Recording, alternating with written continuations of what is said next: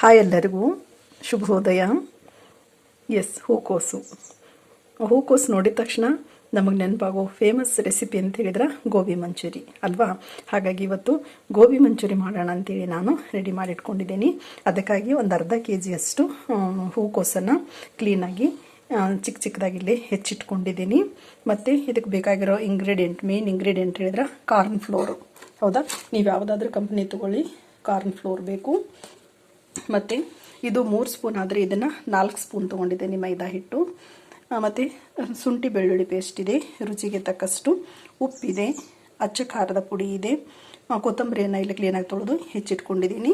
ಇನ್ನು ಒಗ್ಗರಣೆಗೆ ಏನಿದೆ 2 ಈರುಳ್ಳಿ ಚಿಕ್ಕ ಚಿಕ್ಕದಾಗಿ ಕಟ್ ಮಾಡಿ ಇಟ್ಕೊಂಡಿದ್ದೀನಿ, 2 ಮೆಣಸಿನ್ಕಾಯಿ, ಮತ್ತು ಇಲ್ಲಿ ಸ್ವಲ್ಪ ಬೆಳ್ಳುಳ್ಳಿಯನ್ನು ಸಹಿತ ನಾನು ಹೆಚ್ಚಿಟ್ಕೊಂಡಿದ್ದೀನಿ. ಹೌದಾ, ಶುಂಠಿ ಬೆಳ್ಳುಳ್ಳಿ ಪೇಸ್ಟ್ ಇದೆ, ಬಟ್ ಈ ಬೆಳ್ಳುಳ್ಳಿ ಸ್ವಲ್ಪ ಎಕ್ಸ್ಟ್ರಾ ಹಾಕೋದ್ರಿಂದ ಏನಾಗುತ್ತೆ, ಒಳ್ಳೆ ಟೇಸ್ಟ್ ಬರುತ್ತೆ. ಟೊಮಾಟೊ ಕೆಚಪ್ಪು, ಸೋಯಾ ಸಾಸು ಎಲ್ಲ ರೆಡಿ ಇದೆ. ಹೌದಾ, ಮಾಡೋ ವಿಧಾನ ಅಂತ ಹೇಳಿದ್ರೆ ಫಸ್ಟ್ಗೆ ನಾವೇನು ಮಾಡಬೇಕು, ಈ ಗೋಬಿಯನ್ನು ಕ್ಲೀನ್ ಮಾಡ್ಕೋಬೇಕು. ಹೌದಾ, ಕ್ಲೀನ್ ಮಾಡೋದು ಅಂತ ಹೇಳಿದ್ರೆ ಸ್ವಲ್ಪ 1 ಲೀಟ್ರ್ ಅಷ್ಟು ಏನು ಮಾಡಿದ್ದೀನಿ, ಇಲ್ಲಿ ನೀರನ್ನು ಕಾಯ್ಲಿಕ್ಕೆ ಇಟ್ಟಿದ್ದೀನಿ.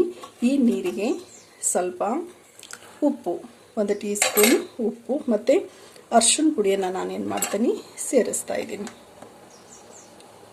ಬಿಸಿನೀರಿಗೆ ಉಪ್ಪು ಅರಿಶಿಣ ಪುಡಿಯನ್ನು ಸೇರಿಸಿ ಇದನ್ನು ನಾವು ಗೋಬಿಯನ್ನು ಹಾಕಿದ್ವಿ ಅಂತ ಹೇಳಿದ್ರೆ ಇದರಲ್ಲಿ ಏನಾದರೂ ಕೆಮಿಕಲ್ಸ್ ಇದ್ರೆ ಚಿಕ್ಕ ಚಿಕ್ಕ ಹುಳು ಅದೆಲ್ಲ ಇರುತ್ತೆ. ಹೌದಾ, ಅದೆಲ್ಲ ಹೋಗ್ಬಿಟ್ಟು ಏನಾಗುತ್ತೆ, ಕ್ಲೀನ್ ಆಗುತ್ತೆ. ಹಾಗಾಗಿ ಇದನ್ನು ನಾವೇನು ಮಾಡಬೇಕು, ಫಸ್ಟು ಉಪ್ಪು ಮತ್ತು ಅರಿಶಿಣದ ನೀರಿನಲ್ಲಿ ಒಂದು ಸ್ವಲ್ಪ ಕುದಿಯೋ ನೀರಿಗೆ ಹಾಕಿದ್ರೆ ಸಾಕು. ನಾವು ಇದನ್ನು ಪೂರ್ತಿಯಾಗೇನು ಕುದಿಸೋದೇನು ಬೇಡ. ಎಲ್ಲವನ್ನು ಹಾಕಿಬಿಟ್ಟು ಒಂದು 10-15 ನಿಮಿಷ ಆಮೇಲೆ ಅದನ್ನು ನಾವೇನು ಮಾಡ್ಬೋದು, ನೀರು ಬಸ್ದುಬಿಟ್ಟು ನಾವು ಕಲಸಿರೋ ಹಿಟ್ಟಲ್ಲಿ ಅದ್ದಿ ನಾವೇನು ಮಾಡ್ಬೋದು, ಅದನ್ನು ಕರಿಬೋದು. ಅರಿಶಿಣ ಪುಡಿ ಉಪ್ಪಿನ ನೀರಲ್ಲಿ ನಾವು ಈ ಥರ ಇದನ್ನು ಕ್ಲೀನಾಗಿ ತೊಳೆದ್ವಿ ಅಂತ ಹೇಳಿದ್ರೆ ಏನಾಗುತ್ತೆ, ಇದು ಅದರಲ್ಲಿರೋ ಎಲ್ಲ ಕೆಮಿಕಲ್ಸು ಅಥವಾ ಚಿಕ್ಕದು ಏನಾದರೂ ಹುಳು ಕೀಟ ಏನಾದರೂ ಇದ್ರೂ ಸಹಿತ ಎಲ್ಲದು ಕ್ಲೀನ್ ಆಗಿಬಿಡುತ್ತೆ. ಫಸ್ಟ್ ಸ್ಟೆಪ್ಪು ಇದನ್ನು ನಾವೇನು ಮಾಡಬೇಕು, ಬಿಸಿನೀರಲ್ಲಿ ಹಾಕಿ ಒಂದು 5-10 ನಿಮಿಷ ಬಿಡಬೇಕು. ಅಲ್ಲಿ ತನಕ ನಾವೇನು ಮಾಡೋಣ, ಹಿಟ್ಟು ಕಲಿಸ್ಕೊಳ್ಳೋಣ. ಹಿಟ್ಟನ್ನು ಕಲಿಸ್ಲಿಕ್ಕೆ ನಾನು ಮೊದಲು 4 ಸ್ಪೂನ್ ಮೈದಾ ಹಿಟ್ಟನ್ನು ಇಲ್ಲಿ ತೊಗೊಂಡಿದ್ದೀನಿ. 4 ಸ್ಪೂನ್ ಮೈದಾ ಹಿಟ್ಟಿಗೆ 3 ಸ್ಪೂನಷ್ಟು ಕಾರ್ನ್ ಫ್ಲೋರನ್ನು ತೆಗೆದುಕೊಂಡಿದ್ದೀನಿ. ಕೆಲವರು ಜೋಳದ ಹಿಟ್ಟನ್ನು ಸೇರಿಸ್ತಾರೆ ಕ್ರಿಸ್ಪಿ ಆಗುತ್ತೆ ಅಂತೇಳಿ, ಬಟ್ ಕಾರ್ನ್ ಫ್ಲೋರ್ ಅಷ್ಟು ಏನಾಗಲ್ಲ, ಅದು ಟೇಸ್ಟ್ ಬರೋದಿಲ್ಲ. ಹಾಗಾಗಿ ಇನ್ನು ರುಚಿಗೆ ತಕ್ಕಷ್ಟು ಉಪ್ಪನ್ನು ಇಲ್ಲಿ ಸೇರಿಸ್ತಾ ಇದ್ದೀನಿ, ಖಾರದ ಪುಡಿಯನ್ನು ಸೇರಿಸ್ತಾ ಇದ್ದೀನಿ. ಒಗ್ಗರಣೆಯಲ್ಲಿನೂ ನಾವು ಖಾರ ಪುಡಿ, ಹಸಿ ಮೆಣಸಿನ್ಕಾಯಿ ಎಲ್ಲ ಹಾಕ್ತೀವಿ. ಹಾಗಾಗಿ ಖಾರ ಪುಡಿಯನ್ನು ಇಲ್ಲಿ ನೋಡಿಬಿಟ್ಟು ಸೇರಿಸಿ 1 ಸ್ಪೂನ್ ಅಷ್ಟನ್ನೇ ನಾನು ಖಾರ ಪುಡಿಯನ್ನು ಇಲ್ಲಿ ಸೇರಿಸ್ತಾ ಇದ್ದೀನಿ. ಮತ್ತು ಅಗತ್ಯ ಇರುವಷ್ಟು ನೀರು ಹಾಕಿ, ತೀರಾ ಗಟ್ಟಿನೂ ಅಲ್ಲ ತೀರಾ ತೆಳುವೂ ಅಲ್ಲ, ಆ ಥರ ನಾವೇನು ಮಾಡಬೇಕು, ಇದನ್ನು ಮಿಕ್ಸ್ ಮಾಡ್ಕೋಬೇಕು. ಜಸ್ಟ್ ಒಂದು ಕೋಟಿಂಗ್ ಆಗಬೇಕಷ್ಟೇ ಇದಕ್ಕೆ ಹೂಕೋಸಿಗೆ ಜಸ್ಟ್ ಒಂದು ಕೋಟಿಂಗ್ ಆಗೋ ಥರ ನಾವೇನು ಮಾಡಬೇಕು, ಇದನ್ನು ಕಲಿಸ್ಕೋಬೇಕು. ತೀರಾ ಗಟ್ಟಿನೂ ಆಗಬಾರ್ದು, ತೀರಾ ಏನಾಗಬಾರ್ದು, ತೆಳುನೂ ಆಗಬಾರ್ದು, ಮೀಡಿಯಮ್ ಇದರಲ್ಲಿ ನಾವು ಇದನ್ನು ಕಲಿಸ್ಕೋಬೇಕು. ನಾವು ಹಿಟ್ಟನ್ನು ಸಹಿತ ಏನು ಮಾಡಿದ್ದೀವಿ, ಕಲಿಸಿ ಇಟ್ಕೊಂಡಿದ್ದೀವಿ. ಮತ್ತು ಇದನ್ನೇನು ಬಿಸಿನೀರಿಗೆ ಹಾಕಿದ್ವಲ್ಲ, ಇದನ್ನು ಸಹಿತ ನೀರು ಬಸ್ಲಿಕ್ಕೆ ಇಟ್ಟಿದ್ದೆ ನಾನು. ಚೆನ್ನಾಗಿ ಏನಾಗಿದೆ, ನೀರು ಬಸ್ತಿದೆ. ಇವಾಗ ಇದನ್ನು ಈ ಹಿಟ್ಟಿಗೆ ಹಾಕಿಬಿಟ್ಟು ಏನು ಮಾಡಬೇಕು, ಮಿಕ್ಸ್ ಮಾಡಿ ನಾವು ಇಡಬೇಕು. ನಿಮಗೆ ಟೈಮ್ ಇತ್ತು ಅಂತ ಹೇಳಿದ್ರೆ ಏನು ಮಾಡಿ, ಒಂದು ಅರ್ಧ ಗಂಟೆ ಈ ಥರ ಹಿಟ್ಟಲ್ಲಿ ಕಲಿಸ್ಬಿಟ್ಟು ಇಡಿ, ಇಲ್ಲ ಇಮಿಡಿಯೇಟ್ ಮಾಡ್ಕೋಬೋದು, ಏನು ತೊಂದರೆ ಇಲ್ಲ. ಬಟ್ ಒಂದು 5-10 ನಿಮಿಷ ನಾವು ಇದನ್ನು ಈ ಹಿಟ್ಟಲ್ಲಿ ನೆನೆಸಿಟ್ಟಿವೆ ಅಂತ ಹೇಳಿದ್ರೆ ಏನಾಗುತ್ತೆ, ಚೆನ್ನಾಗಿ ಒಂದು ಕೋಟಿಂಗ್ ಬರುತ್ತೆ ಇದು. ಹಾಗಾಗಿ ಕ್ಲೀನಾಗಿ ಮಿಕ್ಸ್ ಮಾಡಿ ಸ್ವಲ್ಪ ಹೊತ್ತು ಇದನ್ನು ಏನು ಮಾಡಿ ಬಿಡಿ. ಈ ಹೂಕೋಸನ್ನು ನಾನು ಹಿಟ್ಟಲ್ಲಿನ ಕಲಿಸ್ಬಿಟ್ಟಿದ್ದೆ, ಒಂದು 5 ನಿಮಿಷ ಅಷ್ಟು ಬಿಟ್ಟಿದ್ದೆ. ಇವಾಗ ಎಣ್ಣೆ ಕಾಯ್ಲಿಕ್ಕೆ ಇಟ್ಟಿದ್ದೀನಿ. ಎಲ್ಲವನ್ನು ಸಹಿತ ಏನು ಮಾಡೋಣ, ಎಣ್ಣೆಯಲ್ಲಿ ಲೋ ಫ್ಲೇಮಲ್ಲಿ ಇದನ್ನು ಕರಿಸ್ಬಿಡೋಣ. ಓಕೆ,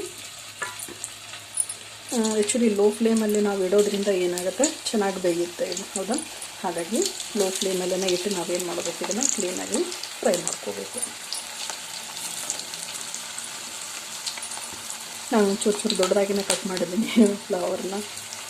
ನಾವೆಲ್ಲಾದ್ರೂ ರೆಸ್ಟೋರೆಂಟು ಹೋಟ್ಲೆಲ್ಲ ಹೋದ ತಕ್ಷಣ ಮೊದಲು ನಮ್ಮ ಮಕ್ಕಳು ಹಠ ಮಾಡೋದೇ ಗೋಬಿ ಕೊಡಿಸಿ ಅಂತೇಳಿ. ಹೌದಾ, ಹೊರಗಡೆ ಮನೆಯಲ್ಲಿ ಏನು ಎಷ್ಟು ಶುಚಿಯಾಗಿ ಮಾಡ್ತೇವಲ್ಲ ಇಷ್ಟು ಶುಚಿಯಾಗಿ ಇರೋದಿಲ್ಲ ಅಂತ ಎಲ್ಲರೂ ಒಪ್ಕೊಳ್ಳೋ ಮಾತೇ. ಹಾಗಾಗಿ ಮನೆಯಲ್ಲಿನ ನಾವು ಇದನ್ನು ರುಚಿಯಾಗಿ ಅಟ್ಲೀಸ್ಟ್ ತಿಂಗಳಿಗೆ ಒಂದು ಸಲ ನಾವು ಮಾಡಿದ್ದೀವಿ ಅಂತ ಹೇಳಿದ್ರೆ ಮಕ್ಕಳು ತುಂಬ ಖುಷಿಪಟ್ಟು ಏನು ಮಾಡ್ತಾರೆ, ಇದನ್ನು ತಿಂತಾರೆ. ಹಾಗಾಗಿ ಲೋ ಫ್ಲೇಮಲ್ಲೇನ ನಾವೆಲ್ಲವನ್ನು ಏನು ಮಾಡಬೇಕು, ಕ್ಲೀನಾಗಿದ್ದು ಬೇಯಿಸ್ಕೋಬೇಕು.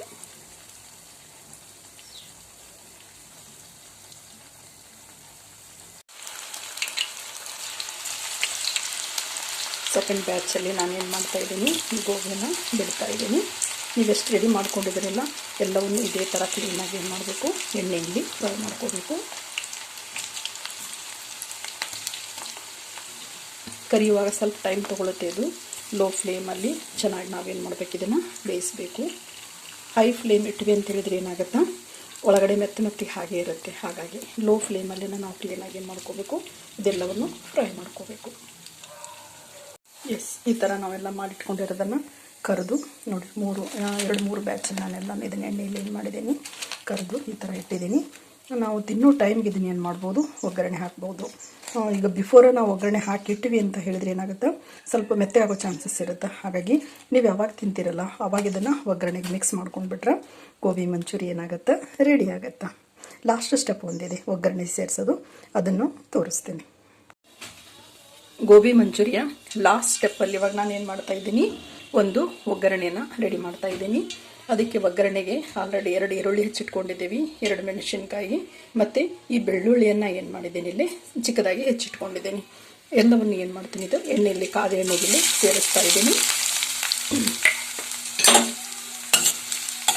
ಇದು ಸ್ವಲ್ಪ ಗೋಲ್ಡನ್ ಕಲರ್ ಬರೋ ತನಕ ಇದಕ್ಕೆ ಸೇರಿಸಲಿಕ್ಕೆ ನಾವೊಂದು ಏನು ಮಾಡ್ಕೊಳ್ಳೋಣ, ಈಗ ಪೇಸ್ಟನ್ನು ರೆಡಿ ಮಾಡ್ಕೊಳ್ಳೋಣ.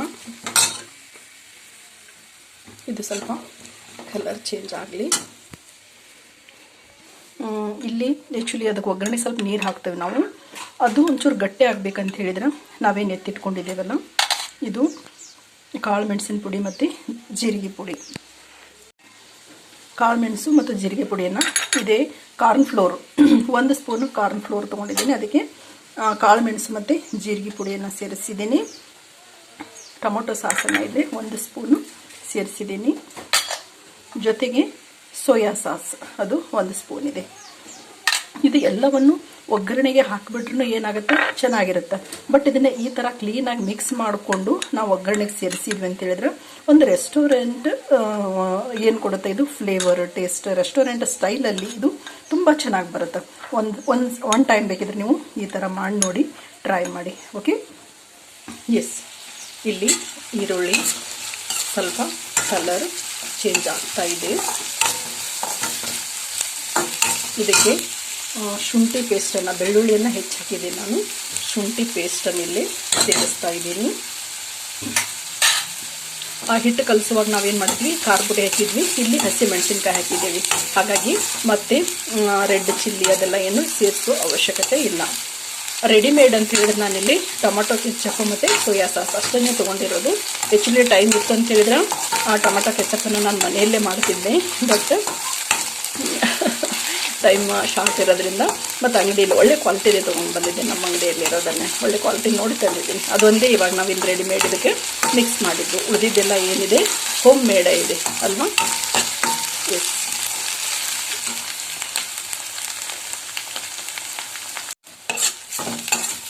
ಈರುಳ್ಳಿ ಎಲ್ಲ ಏನಾಗಿದೆ, ಇಲ್ಲಿ ಚೆನ್ನಾಗಿ ಬೆಂದಿದೆ.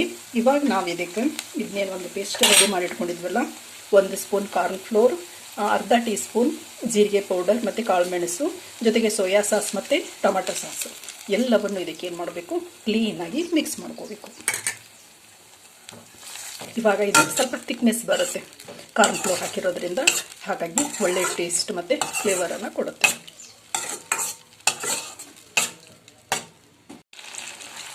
ಕಾರ್ನ್ ಫ್ಲೋರ್ ಸೇರಿಸಿರೋದ್ರಿಂದ ಸ್ವಲ್ಪ ಥಿಕ್ನೆಸ್ ಬಂದಿದೆ. ಇವಾಗ ಇದಕ್ಕೆ ನಾವೆಲ್ಲ ಕರೆದು ರೆಡಿ ಮಾಡಿಟ್ಕೊಂಡಿರೋ ಗೋಬಿನ ಸೇರಿಸಿ ಚೆನ್ನಾಗಿ ಮಿಕ್ಸ್ ಮಾಡಿಬಿಟ್ರೆ ಇವತ್ತು ನಮ್ಮದು ರೆಸ್ಟೋರೆಂಟ್ ಸ್ಟೈಲಲ್ಲಿ ಅದೇ ಟೇಸ್ಟಲ್ಲಿ ಗೋಬಿ ಮಂಚೂರಿ ಏನಾಗುತ್ತೆ, ಸವಿಯಲು ಸಿದ್ಧ ಆಗುತ್ತೆ. ನಾನೇನು ಕರೆದಿದ್ನೆಲ್ಲ ಅದನ್ನೆಲ್ಲವನ್ನು ಸೇರಿಸ್ತಾ ಇಲ್ಲ. ಈಗ ಒಂದು ಟೈಮು ಇಬ್ಬರಿಗೆ ಎಷ್ಟು ಬೇಕಲ್ಲ ಅಷ್ಟನ್ನೇ ನಾನಿಲ್ಲೇ ಸೇರಿಸ್ತಾ ಇದ್ದೀನಿ. ಉಳಿದಿರೋದನ್ನು ಮತ್ತು ಈವ್ನಿಂಗ್ ಸ್ನ್ಯಾಕ್ಸ್ ನಾವೇನು ಮಾಡ್ಬೋದು, ಒಗ್ಗರಣೆನ ಹಾಕ್ಬೋದು. ಇದು ಒಗ್ಗರಣೆ ಹಾಕಿಟ್ಬಿಟ್ವಿ ಅಂತ ಹೇಳಿದ್ರೆ ತುಂಬ ಮೆತ್ತಗಾಗುತ್ತೆ. ಹಾಗಾಗಿ ಯಾವಾಗ ಎಷ್ಟು ಬೇಕಲ್ಲ ಅಷ್ಟನ್ನೇ ನಾವೇನು ಮಾಡ್ಬೋದು, ಇಲ್ಲಿ ಒಗ್ಗರಣೆಗೆ ಸೇರಿಸ್ಕೋಬೋದು.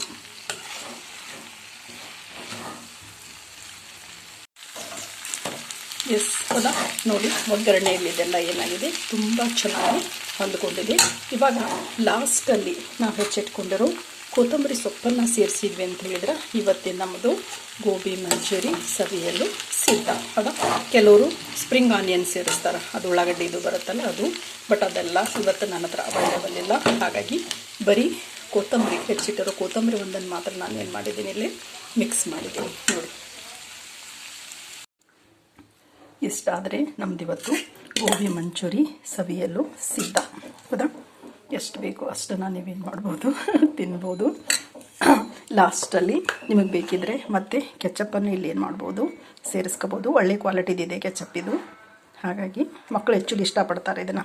ಹೋಮ್ ಮೇಡ್ ಮಾಡಿದ್ರಂತೂ ಇನ್ನೂ ತುಂಬ ಚೆನ್ನಾಗಿರುತ್ತೆ. ಹೌದಾ, ಇಷ್ಟಾದರೆ ಇವತ್ತಿನ ನಮ್ಮದು ಗೋಬಿ ಮಂಚೂರಿ ಸವಿಯಲು ಸಿದ್ಧ. ಇವತ್ತಿನ ರೆಸಿಪಿ ನಿಮಗೆ ಇಷ್ಟ ಆಯಿತು ಅಂತ ಭಾವಿಸ್ತಾ ನನ್ನ ವಿಡಿಯೋವನ್ನು ಮುಗಿಸ್ತಾ ಇದ್ದೀನಿ. ನೋಡಿರುವ ತಮಗೆಲ್ಲರಿಗೂ ಧನ್ಯವಾದಗಳು. Thank you.